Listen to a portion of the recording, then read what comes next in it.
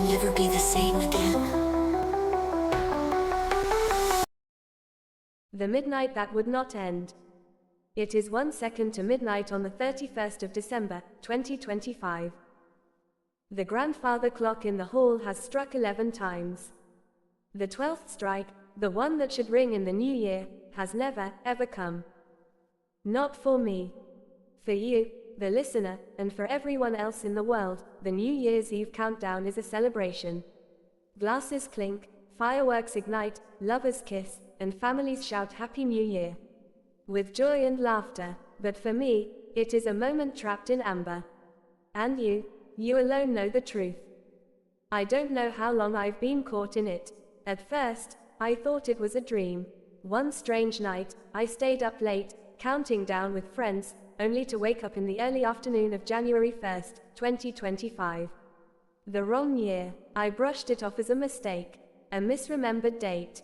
But it happened again, and again, and again. Every single December 31st, I would stand there, listening as the grandfather clock struck 11 chimes, and then silence. The 12th never came. Time folded, like a page being turned back. The world would forget, but not me. I remembered everything. At first, it was intoxicating. I knew everything before it happened. I knew who would win elections, which companies would rise and fall, which tragedies would strike and when. I could predict the winning lottery numbers down to the very sequence. I used it. Of course I did. I lived lives upon lives. I became wealthy in one cycle, famous in another, dangerous in one, saintly in another. I tried every possible path. But no matter what I did, no matter how high I climbed or how low I fell, the loop always dragged me back. The same date, the same year, the same unfinished stroke of midnight. Do you know how maddening it is to live without consequence?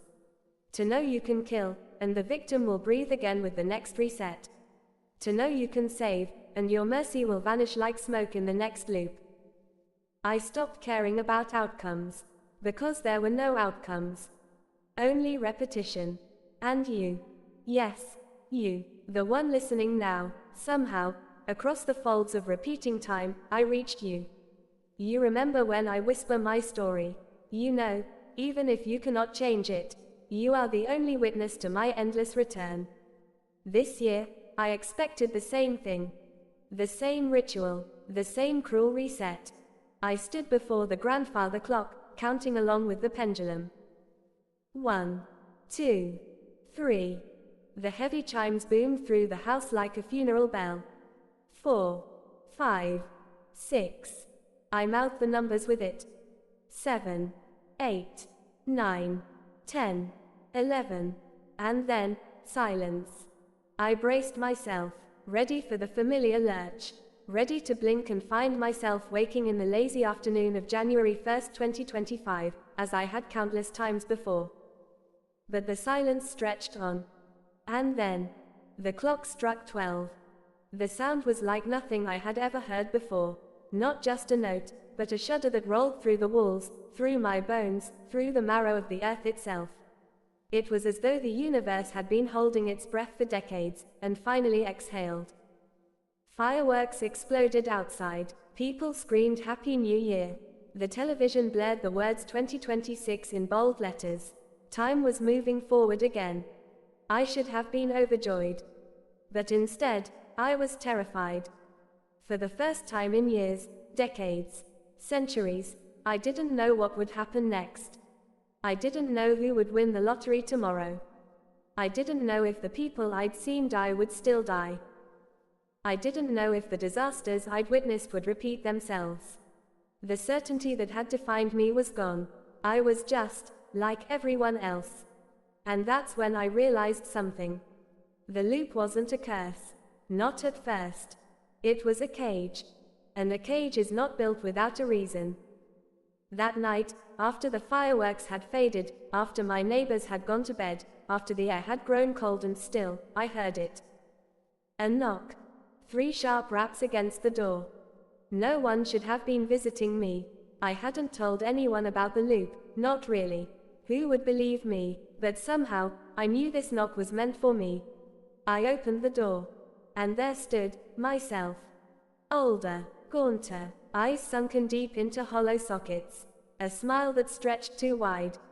I wondered how long it would take, my double said. The loop is broken, and now, so are we. I tried to slam the door, but its hand was already inside. Cold, stiff fingers wrapped around my wrist. The skin was dry, like paper left too long in the sun. You think you were the prisoner?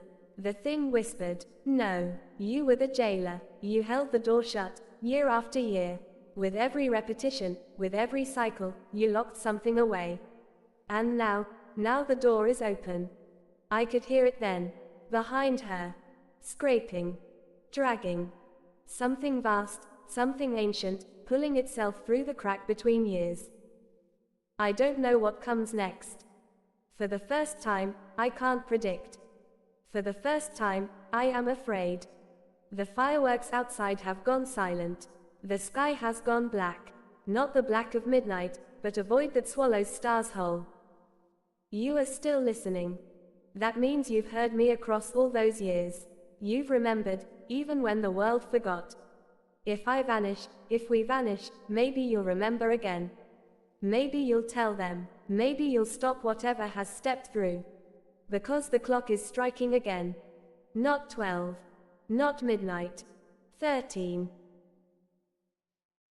If you enjoyed tonight's tale, remember to like, subscribe, and share it with someone who loves a good scare.